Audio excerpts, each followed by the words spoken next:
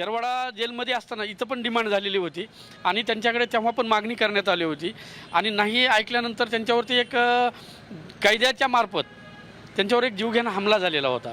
त्याच्यानंतर मग हे करून सुरक्षेच्या कारणावर त्यांचं वर्गीकरण हे अमरावती जेलमध्ये करण्यात आलं।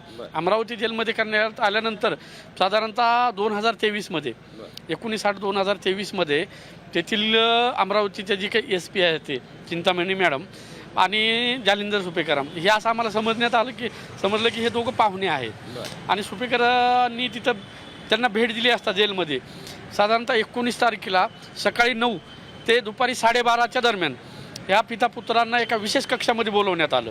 विशेष कक्षात बोलवण्यात आल्यानंतर त्यांना तिथं धमकावण्यात आलं की आता मी तुम्हाला इथं शिफ्ट केलेलं आहे आणि तू जर हे 550 कोटी रुपयाची डिमांड केली असं आमच्या आशिल्यानं आम्हाला सांगितलं की एक तर 550 कोटी रुपये दे, 550 कोटी रुपये नाही दिलात तर तुम्हाला दोघांना पण आम्ही जेलमध्ये संपवू।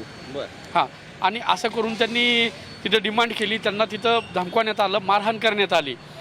ते अपंग त्यांना खुर्ची आहे ती खुर्ची ओढण्यात आली आणि धमकावलं की 550 कोटी रुपये तुम्ही द्यायचे।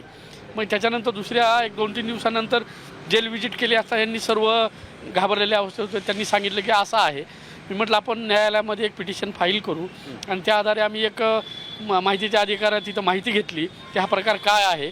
झाला असता तिथले साधारणतः एक 7 लोक आहेत कर्मचारी, त्या लोकांना पण सुपेकरांनी निलंबित केलेलं आहे कारागृहातल्या कर्मचाऱ्यांना। ते जर तुम्ही गायकवाडांना कन्व्हिन्स करू शकत नाही किंवा तुम्ही यांना हे करू शकत नाही असं करून एक क्षुल्लक कारणासाठी 7 लोकांना निलंबित केले।